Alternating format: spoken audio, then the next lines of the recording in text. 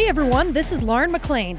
Over the past few seasons on Her Why, we've had some amazing conversation with BYU's top distance runners like Megan Hunter, Courtney Wayment, Whitney Orton-Morgan, and Lexi Halliday-Lowry, and one name that keeps coming up, Coach Diljeet Taylor. She is the heart of BYU's cross-country and women's distance running programs, so this week we're bringing back our conversation with the coach from Season 1. It's called Diljeet Taylor, Empower Someone Every Day.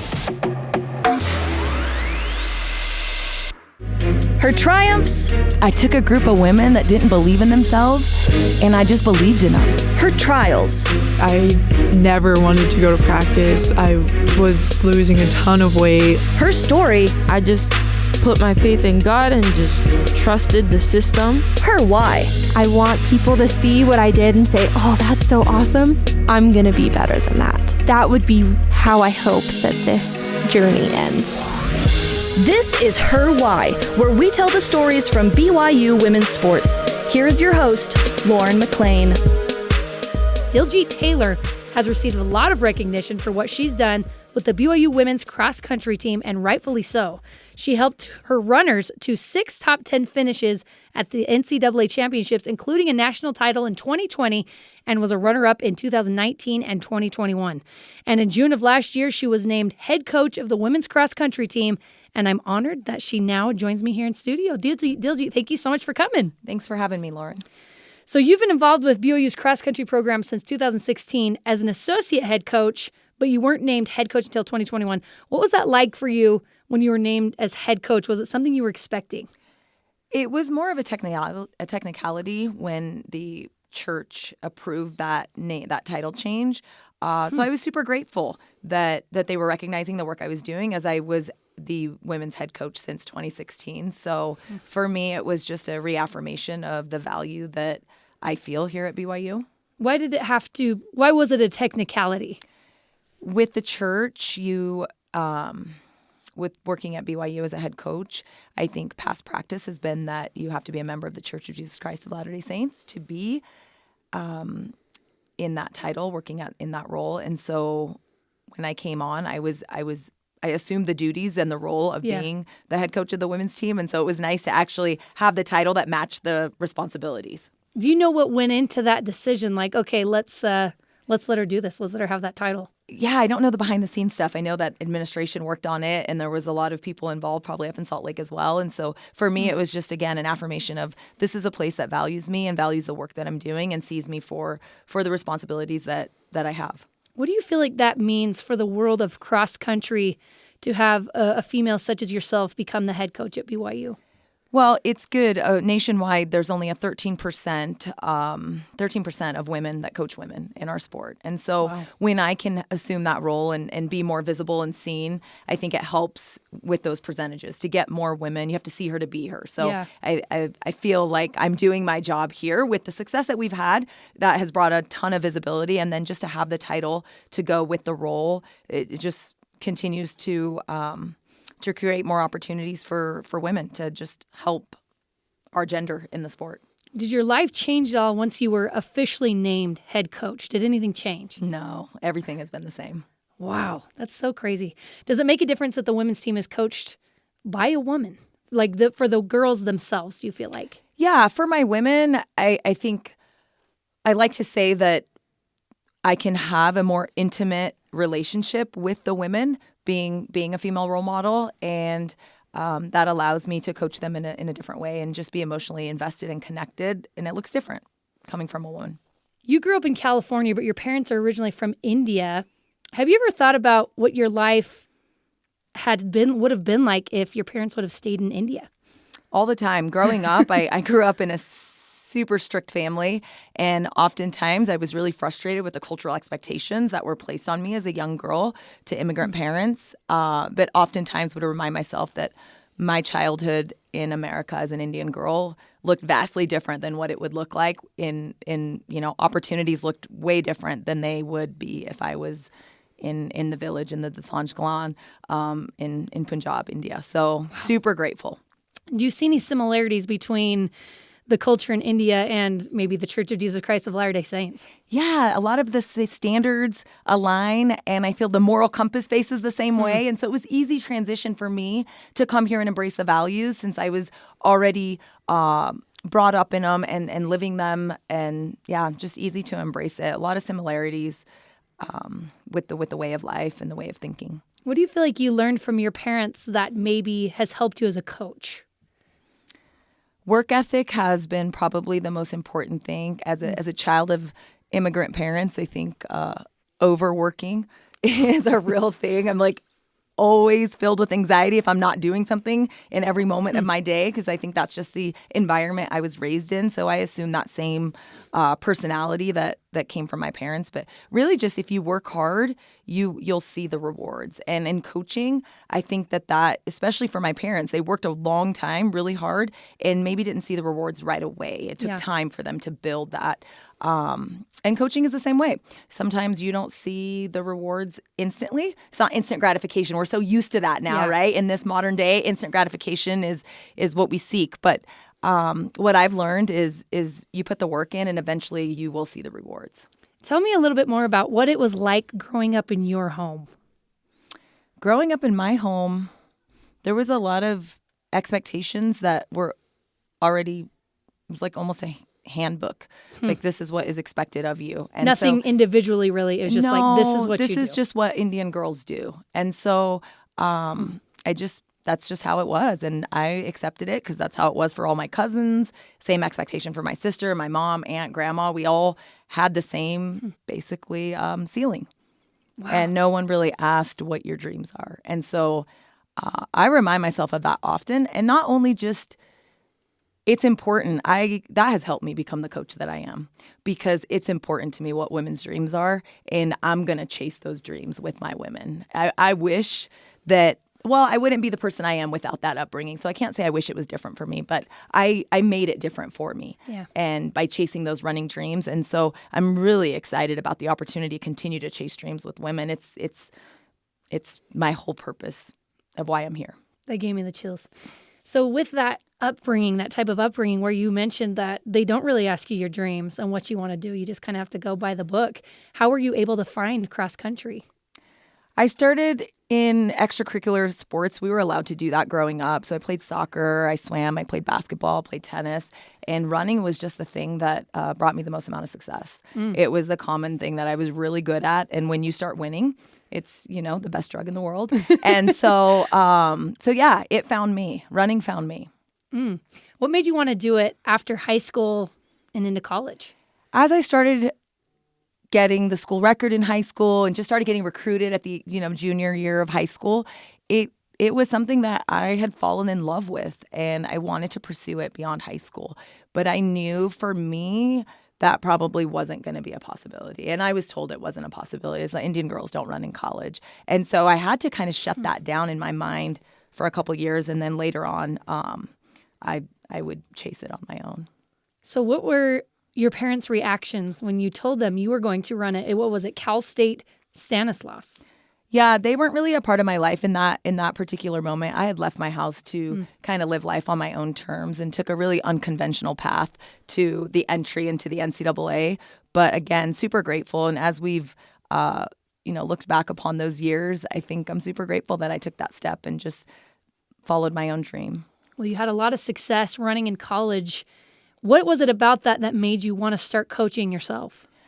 After I ran for Cal State Stanislaus, I had the opportunity to run for this post-collegiate team in Palo Alto. And a coach by the name of Frank Gagliano was my coach there for 3 years.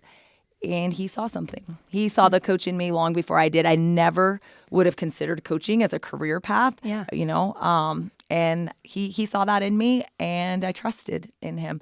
At the same time, my college coach at Cal State Stanislaus was going to step into an administrative role, and she had told me she would have loved for me to take over as the men's and women's cross country coach at Cal State Stanislaus. So 2 really influential people in my life telling me that they saw something in me, and I trusted them. What do you feel like they saw in you? Probably a level of positivity. I'm always the person in a room that I want to leave the energy better than I found it. And so with my team, I had that's what I brought. That was my gift, I guess. And so I think that's what it was. Because as far as from X's and O's part of the sport, I wasn't very familiar with it. And I've learned a lot and continuing to learn, but it was more just the art of coaching. And when you really kind of nail down the X's and O's, you realize that's not even what it's about. It's about the art of coaching. And so I was lucky that people told me the importance of that early in my career. So you obviously had some great coaches yourself. What kind of coach did you want to be when you first got into it? Well, in the very beginning, I wanted to be the coach that I needed when I was an athlete. And so someone that, had high expectations, someone that was going to be really tough and bring out the best in me, someone that was going to show up every day and be on that journey alongside me. And so I've been inspired to continue to be that for my athletes. We're going to take a quick break, and when we come back, we'll have more from BYU women's cross country head coach Diljeet Taylor. What's up, guys? This is Lauren McLean for Her Why. If you like this podcast, make sure you check out the other podcasts I host, Royal Legacy. The Cougars have a stockpile of legacy athletes, parents and kids, siblings, husbands and wives. I feature them all on Royal Legacy. Download it wherever you get your podcasts or on the BYU Radio app. This is Her Why, and we're continuing our conversation with BYU women's cross-country head coach Diljeet Taylor. You spent 10 years coaching at your alma mater, then BYU offered you a job to coach in Provo. What were you thinking when that offer came through? Well, originally, I did not see myself in Provo, Utah.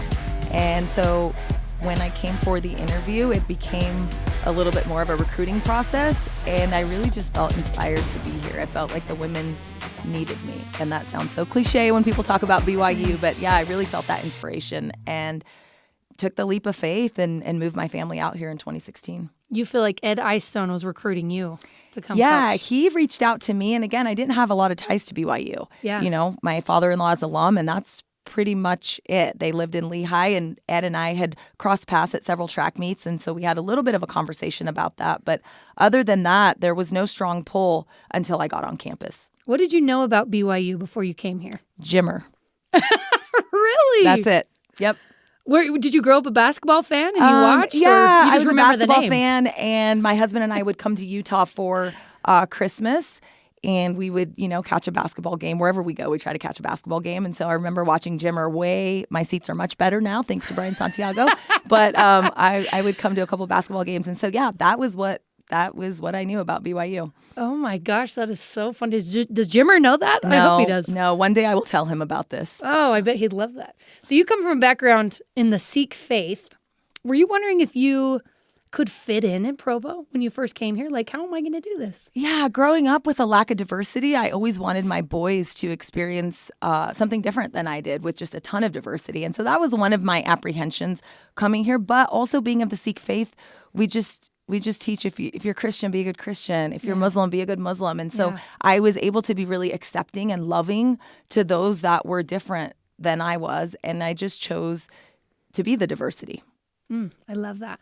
You mentioned that you felt like the girls needed you when you first came here. Was there something else to it that kind of drew you to BYU? Well, I knew the women had been successful in the late 90s and early 2000s, and then there was a bit of a drought in terms of outcome and success. And so I looked at that and thought it would be an opportunity for me as a female to coach women and really see what I could do. It was challenging.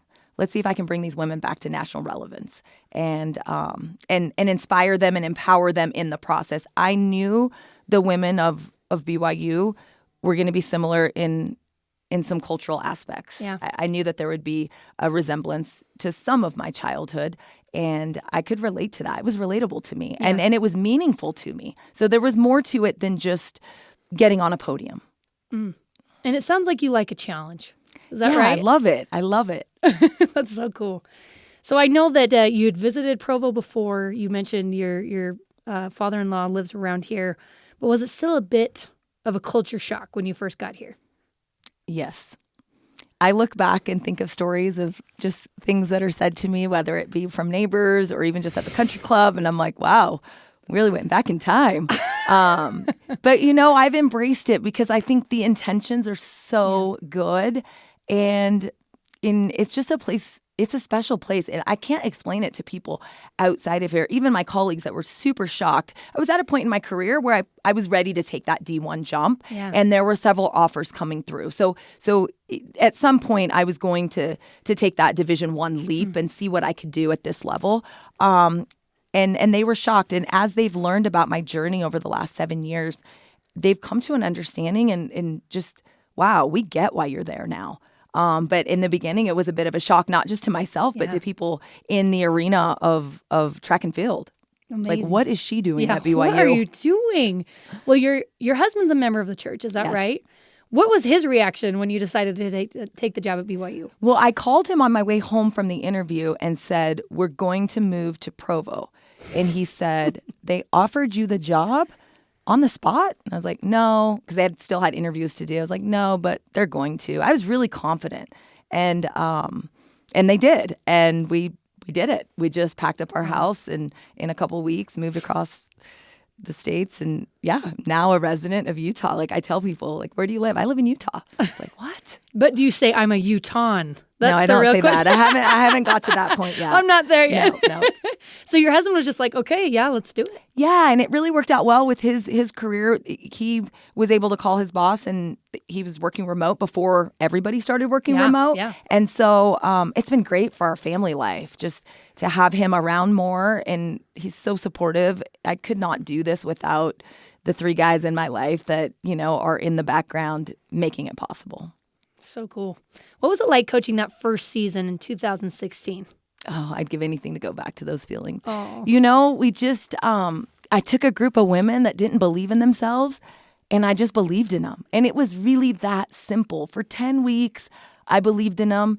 And, I didn't know what could happen. We get that top 10 finish in 2016, and we celebrated it the same way we celebrated the national championship in 2020. Just pure joy, knowing that you've reached just new heights. And I think those women, I attribute a lot of our success to that group of women in 2016. We've built off of that, and they made the next group of women believers.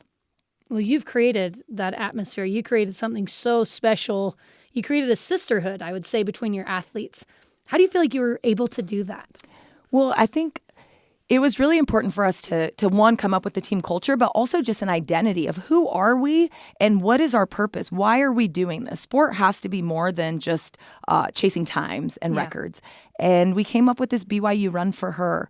And it's just running for the little girl that fell in love with the sport. And every woman on my team can relate to that little 10-year-old girl that fell in love with it. And when you get on the line and you're reminded of that little girl, you're going to do everything to not let that little girl down. We can let the adult version of ourselves down. Yes. It's really easy to sometimes do that and feel this imposter syndrome and am I really good enough? And those are normal thoughts. But it's really, really difficult to look at 10-year-old you or 14-year-old you and say, I'm not going to fight for you. So that's what we did. We created the sisterhood with the BYU Run for Her. And it's our entire identity. It's, known nationwide now, and I love it. I love what it represents. Do you feel like most of the girls embrace that pretty quickly? Yeah, it's easy. It's easy to embrace. And I think oftentimes they want to work hard so they can be at NCAAs and wear that tattoo on the back of their fake tattoo, not a real one. It's just what it represents. And that creates the sisterhood is, it's not about just one woman in the program. It's every single one of them. They all play a role. And I play a role too. And I have to make sure that I'm showing up as my best self every day so that they can be their best self. You write notes to your runners before every meet. Is that right? Yep.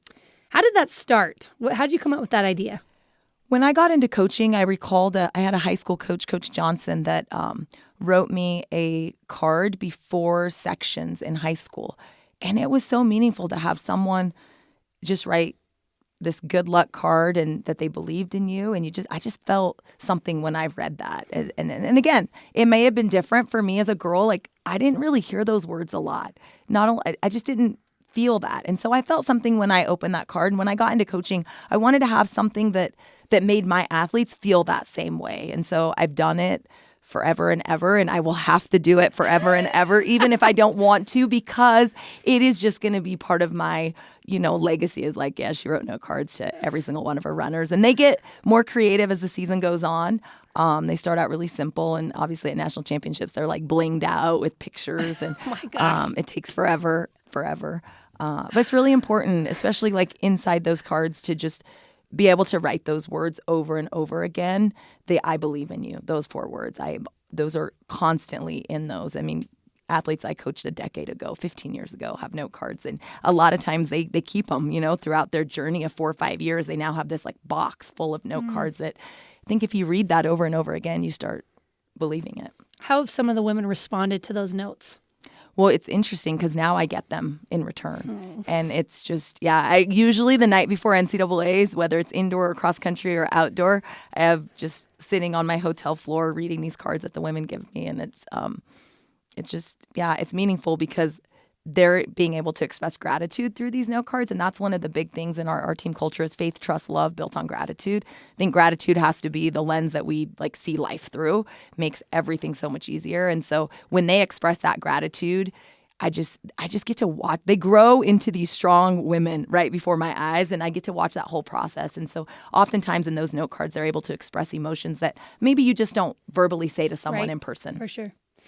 The way you talk about the women on your team, it makes it sound like you're just a big family. You guys are just so close. How well do you get to know these women that are on your team?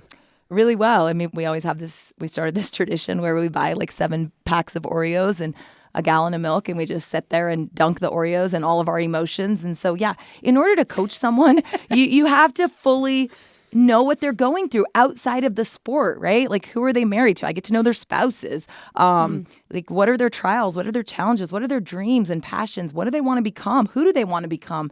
And I think those things are really important as a coach, to invest in people. That's what it is. Really, I want to invest in my women before I invest in their performances. Now, obviously, I'm highly competitive. I want to be the best. I want my women to be the best. And that drives me every single day. That really gets me out of bed every single morning, like ready to go. But it's bigger than that. And it's about who these women are becoming and who they're going to be as mothers and daughters and sisters and wives, and how they're going to change the communities around them. Not right now necessarily, but these lessons that they're learning in sport, how it's going to help them navigate through other trials that they are going to encounter in life. And I have women now from 15 years ago that write me messages about just what they've learned and how they're applying these principles to just their new ecosystem. Like right now with athletics, right? It's a pressure cooker. Yeah. We feel that every day. It is. But there's other pressure cookers that we're going to embrace in life, and we have to be ready for those. And you just don't realize it. But sport has helped me in so many ways. And that's what I hope it does for these women. And so, it's hard. And I'm hard on my women. Like, people are like, oh, you do all these parties and it's so fun. And it is, but I'm also like, high expectations, high love. And you have to keep it like that. And that's just how I operate. If I give you, if you give me 100%, I'm going to give you 200%. Whatever you put into yourself, I will pull it out, like by any means necessary. But other than that, like, I want them to leave having a great student-athlete experience. I want them to leave as empowered women and feeling like, you changed the trajectory of my life. When an athlete says that to me after 5 years, it's like, irregardless of the performances, that is coaching. Will you be my life coach? Oh my gosh. I'm like, yeah, okay. I feel inspired just listening to you. Clearly, you've changed the lives of so many women that you've coached. What have you learned from them that you've applied to your own life? Oh, so much so. As you take on a woman's dreams, and really, the path to success is not linear at all. Yes. I think I've learned more from the lows. As you experience lows, that's how you're strengthened, right? Through struggle comes strength. I'm a big believer in that. And so as I have struggled in my own life, I've become strengthened. I've gotten harder through it, and tougher. But as I've experienced it through other women's eyes and through their life, as I'm walking that journey, their perceived failures or my perceived failures. And so that has strengthened me. I have learned so much by going through every single experience, and they prepare me for the next woman. Like, I'm not prepared to coach these 2022 women. I couldn't do it if I didn't have the 2021s and the 2020s and the 2019s. And these 2022s are preparing me for the 2023s. And that, to me, they are who I am coaching, and I'm the coach I am because of the women I coach. I could have the best coaching practices and know all of the latest everything, but without these women, like, I am not a coach. They give me my title. They bring my title to life every day. It's so interesting to me that you talk about how you start with love, you get to know them, but you're also very hard on them. You have very high expectations, but you also have fun. How do you balance doing all these things as their coach? It's so hard. And oftentimes I know that the teeter-totter is probably going too much one way and not the other. But they ground me too.